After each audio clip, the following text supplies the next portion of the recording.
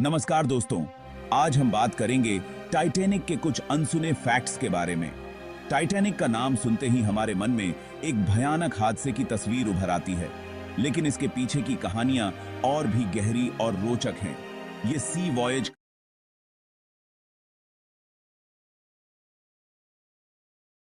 का एक बहुत ही दुखद चैप्टर है जो 15 अप्रैल 1912 को हुआ था। इस दिन को इतिहास में एक काले दिन के रूप में याद किया जाता है। टाइटैनिक, जो उस टाइम का सबसे बड़ा और सबसे लग्जरियस पैसेंजर शिप था, अपनी फर्स्ट ट्रिप में ही एक भयानक एक्सीडेंट का शिकार हो गया। इस शिप में हर तरह की लग्जरी मौजूद थी जो उस समय के किसी भी अन्य जहाज में नहीं थी। इस शिप को अनसिंकेबल माना जाता था, एक तैरता हुआ पैलेस, लेकिन डेस्टिनी को कुछ और ही मंजूर था। इस जहाज की बनावट और इसकी इंजीनियरिंग मार्वल को देखकर कोई भी इसे डूबने वाला नहीं मान सकता था।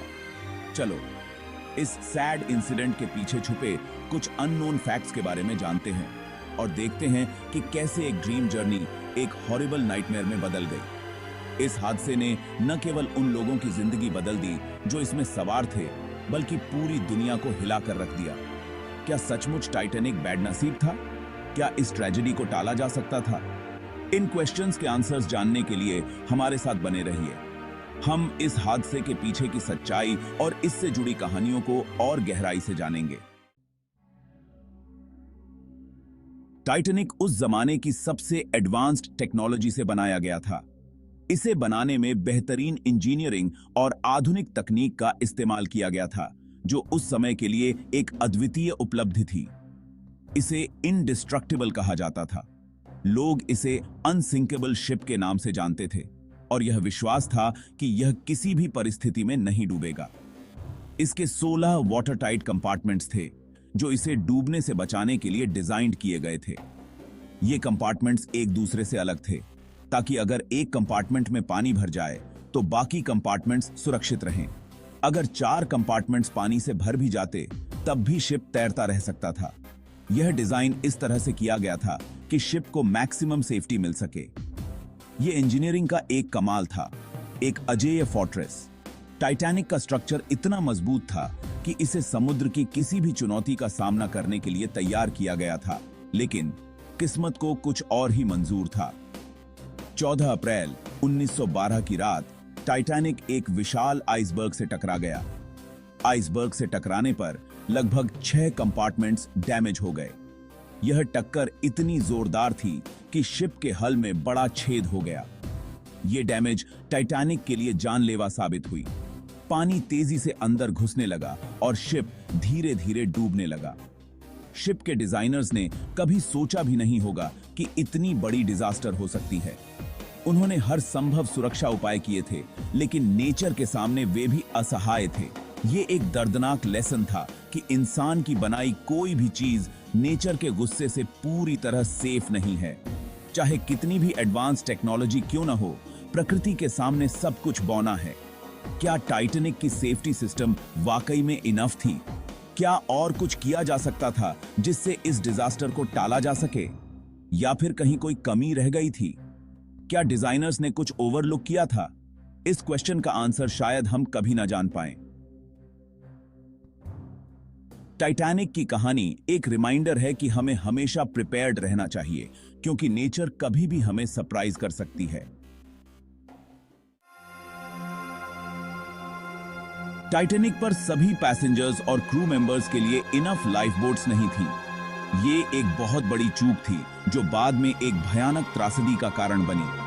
शिप पर लगभग 200 लोग थे, जिनमें से कई लोग अपनी जिंदगी की सबसे यादगार यात्रा पर निकले थे, लेकिन लाइफ बोट्स की कैपेसिटी सिर्फ 1178 लोगों की थी।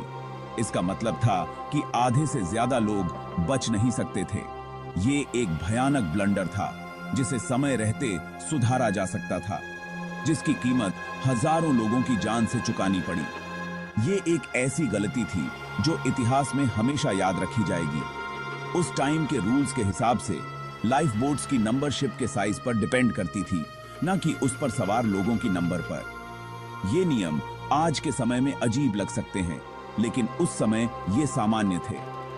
लाइफ बोट्स की संख्या को लेकर कोई भी सवाल नहीं उठाया गया था, क्योंकि ये मैरीटाइम रेगुलेशंस के अनुसार सही था, ना कि उस पर सवार लोगों की नंबर पर। ये एक बड़ी खामी थी जो उस समय के मैरीटाइम थिंकिंग का हिस्सा थी। ये एक बड़ी खामी थी जिस पर किसी का ध्यान नहीं गया। क्या ये केयरलेसनेस थी या फिर उस टाइम की थिंकिंग का रिजल्ट? ये सवाल आज भी लोगों के मन में उठते हैं, जिस पर किसी का ध्यान नहीं गया। क्या ये केयरलेसनेस थी या फिर उस टाइम की थिंकिंग का रिजल्ट? उस समय के डिसीजन मेकर्स ने शायद इस पर ज्यादा ध्यान नहीं दिया, या फिर उस टाइम की थिंकिंग का रिजल्ट? उस समय के मैरीटाइम एक्सपर्ट्स का मानना था कि टाइटैनिक कभी नहीं डूबेगा। जो भी हो, इस मिस्टेक ने टाइटैनिक की ट्रेजेडी को और भी ज्यादा भयानक बना दिया। ये एक ऐसी घटना थी जिसने मैरीटाइम सेफ्टी रेगुलेशंस को हमेशा के लिए बदल दिया। इमेजिन करो, ठंडे पानी में डूबते हुए लोगों को, जिनके देखी आग के देती, जिनके पास बचने का कोई रास्ता नहीं था। ये एक ऐसी स्थिति थी जिसे सोचकर ही रोंगटे खड़े हो जाते हैं। जिनके पास बचने का कोई रास्ता नहीं था। ये एक दिल दहला देने वाला सीन रहा होगा। उन लोगों की चीखें और उनकी बेबसी आज भी हमारे दिलों को झकझोर देती हैं। ये एक दिल दहला देने वाला सीन रहा होगा। टाइटैनिक की ये ट्रेजेडी हमें हमेशा याद दिलाती है कि सेफ्टी मेजर्स को कभी भी नजरअंदाज नहीं करना चाहिए। टाइटैनिक के कंस्ट्रक्शन और उसकी फर्स्ट वॉयज के दौरान कई स्ट्रेंज इंसिडेंट्स हुए। कुछ लोगों ने शिप के बारे में अजीब साइंस देखे, जैसे शिप के कंस्ट्रक्शन साइट पर एक ग्रेव का स्टोन मिलना जिस पर टाइटैनिक लिखा था। कुछ क्रू मेंबर्स ने शिप पर अजीब वॉइसेस सुनी और कुछ ने तो जर्नी से पहले ही शिप छोड़ दिया। क्या ये सब बस कोइंसिडेंस थे या फिर कुछ और? क्या टाइटैनिक सचमुच कर्स्ड था? इन क्वेश्चंस के आंसर्स शायद हम कभी ना जान पाएं। लेकिन इन इंसिडेंट्स ने टाइटैनिक की ट्रेजेडी को और भी मिस्टीरियस बना दिया। क्या ये सिर्फ सुपरस्टिशन था या फिर कुछ और? ये एक ऐसा मिस्ट्री है जो शायद हमेशा बना रहेगा। Chapter 4, अनसुनी warnings. आइसबर्ग का खतरा। टाइटैनिक की जर्नी के फर्स्ट डे ही कई शिप्स ने आइसबर्ग्स की वार्निंग दी थी, बट इन वार्निंग्स को सीरियसली नहीं लिया गया। कैप्टन ने शिप की स्पीड कम नहीं की और ना ही रूट चेंज किया। उन्हें बिलीव था कि टाइटैनिक किसी भी डेंजर का सामना कर सकता है। ये ओवर कॉन्फिडेंस जानलेवा साबित हुआ। क्या होता अगर कैप्टन ने वार्निंग्स पर ध्यान दिया होता? क्या इस ट्रेजेडी को टाला जा सकता था? ये एक ऐसा क्वेश्चन है जो हमेशा हमारे माइंड्स में रहेगा। कैप्टन के डिसीजन ने न सिर्फ हजारों लोगों की जान ले ली, बल्कि सी हिस्ट्री में एक डार्क चैप्टर भी ऐड कर दिया। चैप्टर 5, SOS, हेल्प की पुकार जो लेट पहुंची। जब टाइटैनिक आइसबर्ग से टकराया तो उसने हेल्प के लिए मैसेजेस भेजने शुरू किए, लेकिन टेक्निकल प्रॉब्लम्स और दूसरे शिप्स की डिस्टेंस की वजह से ये मैसेजेस टाइम पर नहीं पहुंच पाए।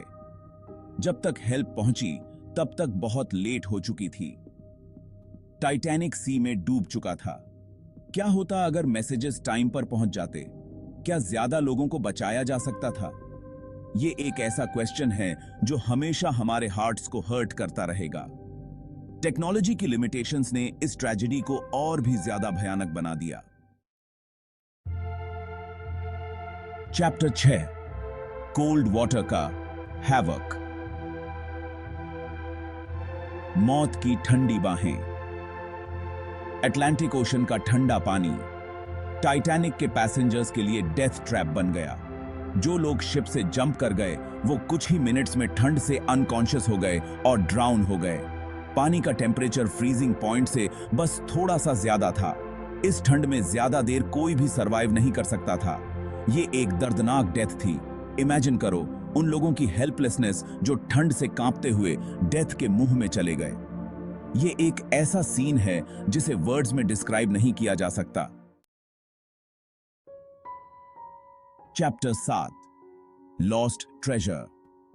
टाइटैनिक का रेकेज। टाइटैनिक का रेकेज सी की डेप्थ में कई डेकेड्स तक हिडन रहा। 1985 में फाइनली इसे डिस्कवर किया गया। ये डिस्कवरी न सिर्फ एक हिस्टोरिकल इवेंट थी, बल्कि सी रिसर्च के लिए भी एक इंपॉर्टेंट स्टेप थी।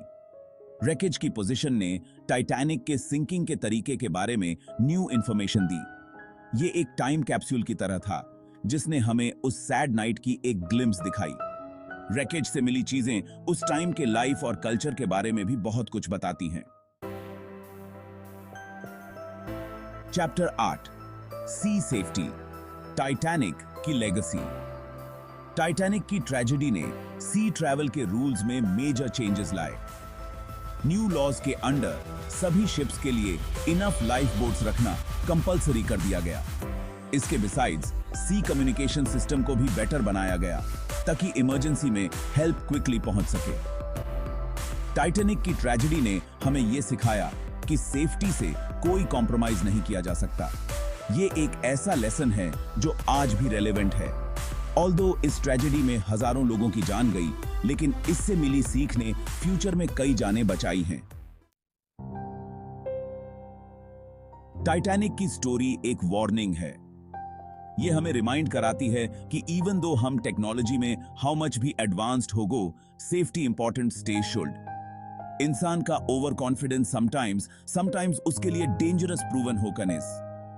टाइटैनिक की ट्रेजेडी उस यह भी टीचर्स इसकी नेचर के इन फ्रंट हम कितने हेल्पलेस हैं। अस ऑलवेज रूल्स फॉलो करने शुड और सेफ्टी को प्रायोरिटी देनी शुड। Thank you.